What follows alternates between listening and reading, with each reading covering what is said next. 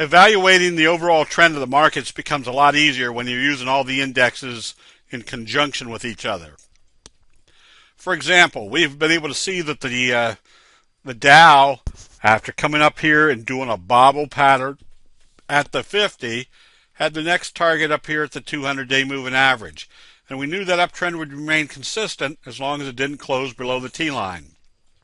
And even when we got to the 200, we saw that when it broke through, there was indecisive trading days that came back and used the 200 as support and then continued higher, making our next target, testing the recent highs over in this area. This just allows us to have a much more visual feel for what the overall trend of the market is doing.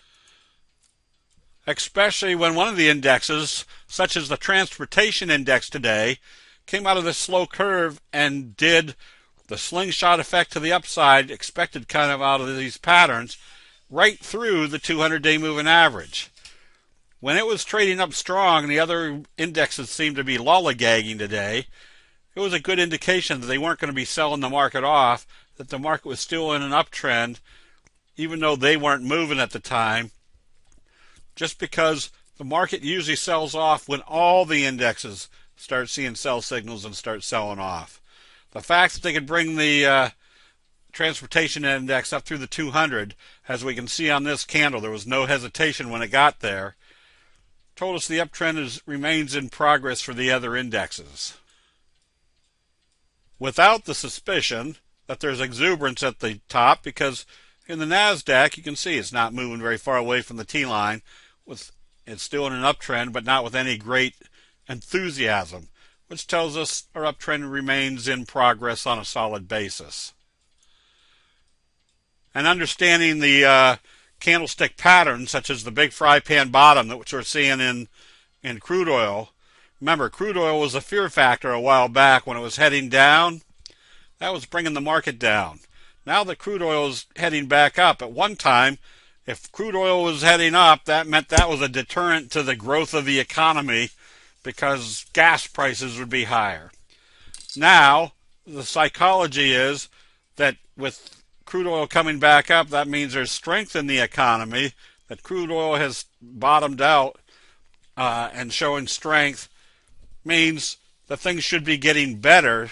So instead of acting as a deterrent, it's now something that can be traded to the upside. With the anticipation coming out of a fry pan bottom, they could likely bring it back up to the 200-day moving average at around the $45 a barrel level. This also allows for pinpointing which sectors are acting the strongest. As we can see in Whiting Petroleum, nice bottoming action, broke through the 50, we're in a nice steady uptrend. These have produced good percentage returns over the last few weeks, and those are other charts in that sector that are doing the same thing, such as our recommendation today on BBG, Bill Barrett Corporation. And it's still a buy because we've got that strong breakout ending the downtrend. Now we've got a J-hook pattern, especially if it opens positive.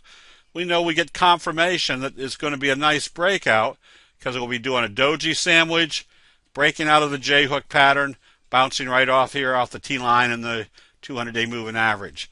When we can visually analyze where the buying is coming in and what type of patterns they're producing, gives us not only the high probability of being in the right direction, but in very strong price moves. That'll be it. We'll see you in the chat rooms.